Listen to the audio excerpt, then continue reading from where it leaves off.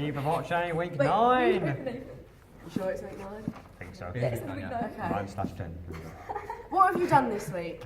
We've done 3 assessments this week, 1 for ballet, 1 for tap and 1 for voice, and we learnt the rest of the choreography for America and jazz.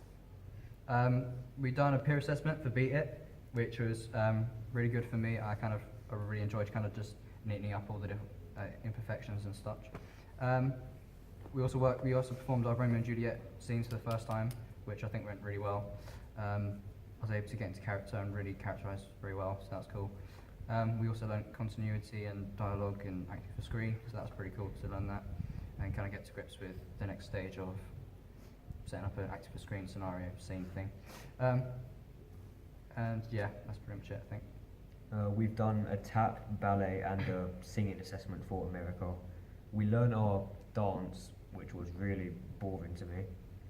We in Beat It, like he said, we did like peer assessments, which were really useful, like learning at different points at where, because you don't see it yourself, where you're going wrong. And also in acting, when we did our Romeo and Juliet scenes, we started looking at the language, like sort of the insults they use, and all the different language. Oh, we did a self-assessment as well as a peer assessment for Beat It, and we did 100% like timings with 100% music, or what it was for like the tap assessment. Yeah, and I'm trying to learn splits because of Hayley. How will it help you with the overall aims of this term's unit? The assessments we've done today will help us, and throughout the rest of the week, will help us with next term, because we have to redo the same assessment, so hopefully I can achieve a higher grade next term. But yeah. Last question. Aims. How will it help you with the overall aims of this term's unit?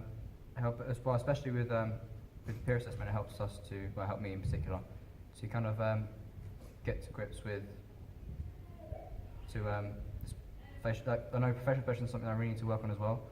So like, yeah, going through peer assessing is kind of getting to grips with knowing what you do wrong and what to look out for. So that was pretty cool. And yeah, Romeo and Juliet generally just helps you to get to grips with Shakespeare and Shakespeare plays, because it's quite common in the acting industry. I'm gonna know how assessments, especially here, how they're done. So my nerves are going to be a lot less, because I've been through 3 of them now, or 4, with voice as well. So it's going to be a lot easier going into future assessments with confidence and stuff, and not worrying about if I fail or not. Preparation for next term. You should say everything. What ideas can you take from one lesson to another? The more assessments we do, the more confident I get, and also when we done the peer assessment with Cameron, giving feedback, like as Rafe says, really helps, and I can like give feedback to other people during the lesson, with every lesson, not just when we're told to. Like if I feel like someone's struggling with one bit, I can help them and give them feedback. So yeah.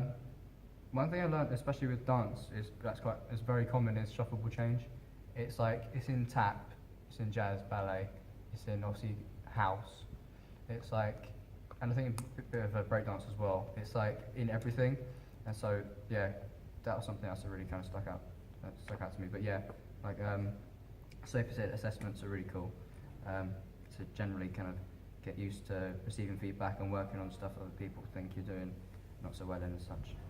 Mine is just for our assessments in general, like getting used to, coming in a room, getting prepared for it, going through certain things, and then doing the assessment as well.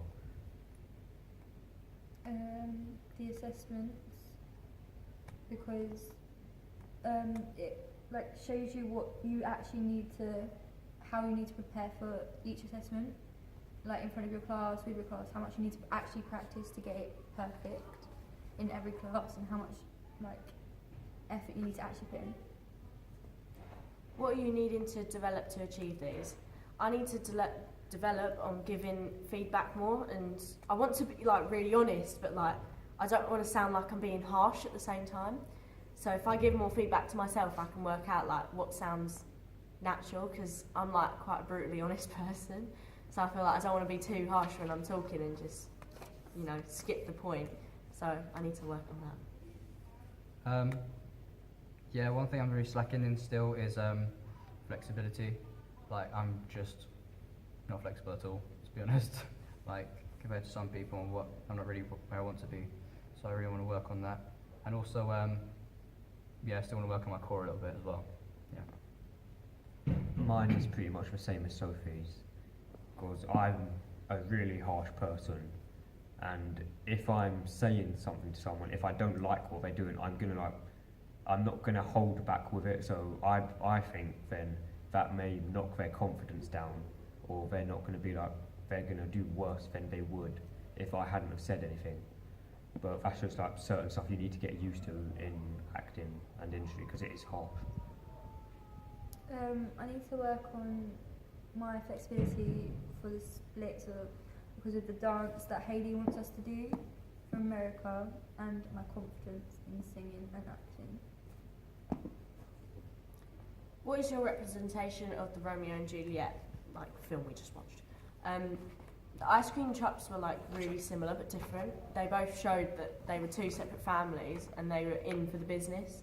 So it was like, in this sense, it was to do with business and families competing each other for, you know, like more customers. Whereas like in the actual one, it wasn't ice cream trucks. It was just two families that hated each other. So yeah. Yeah, there was like a lot of similarities. Like you could really see like the aspects of Romeo and Juliet in the video. So you got, yeah, like Sophie said, you got the two companies, which is similar to, well, for me, I found it similar to the film that was made in 1996, with kind of the Miami setting. You got the two big families, the two big companies. That was kind of something that kind of reminded me of that anyway. So yeah, you got the two companies, and you got obviously star-crossed lovers, and also he quoted Bright Angel from the balcony scene. I think it's Act 2, Scene 2 as well. So obviously that's a direct link. The guy's called Romeo. Obviously they had a little fight as well, because in the play the families actually have fights, certain members have fights.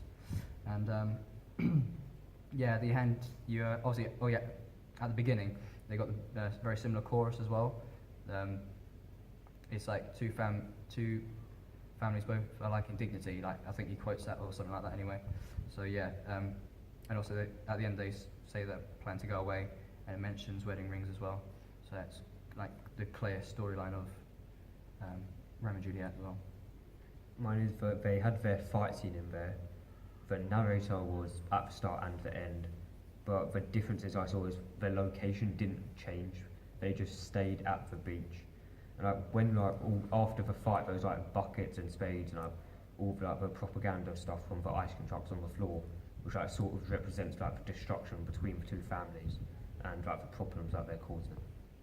It was just an even more modern version of Romeo and Juliet, like the chav, and then she was quite chavvy, I think, and they were like, it's just the story of Romeo and Juliet, but ice cream trucks and competing for more money. The similarities and differences of the video. So we've sort of covered a lot of them within the last question, but like I'll add to it, I suppose. The language is quite similar, but like Shakespeare uses his own language, and obviously uses like poetry as well. And this one was strictly just poetry, and like it did have bits of Shakespeare, but it wasn't completely Shakespeare. Whereas obviously Shakespeare is completely Shakespeare. So yeah, and then the differences was oh wait, no, that was the difference. Okay, the similarities. The similarities was the two families like competing with each other. Yeah. Yeah, I think one of the differences, obviously, two families aren't two ice cream companies fighting. It's like deeper than that. But yeah, that's obviously kind of anything really. But yeah, similarities are like I mentioned before, and yeah, I don't think there's anything more, to be honest. Well, during the fight scene, the main difference I noticed is no one really had any weapons or anything to use, or there wasn't any. It was like slow motion. There wasn't any words said. It was like sort of like grappling. Not really many punches were thrown, or like any like intimidating things happened. And also, there were ice cream trucks. Obviously, they had pretty much nothing to do with Romeo and Juliet. They were just added there for like a different, I suppose, element to it, like to represent the different families and why they're conflicted. They had the same music at the beginning. They had the same setting, but and they have a narrator each. But then the differences are just modern. It's just really, really modern. What are your thoughts of the video? I didn't like it, I'll be honest. I thought it was really strange and it didn't really make complete sense to me. Because, like, it was, like, it didn't, like, I don't know what it was. Like, I watched it and there were certain parts where I was like, well, why is it like that? Because obviously you're comparing it to the Romeo and Juliet we watched previously. So when you compare it, it's like, well, that's not right. But then it's like, no, because it's a modern version, it's not supposed to be exactly the same, but it just confuses me. I don't really like remakes, that's all. Yeah. Yeah, I didn't really like it, to be honest. I thought it was a bit pants.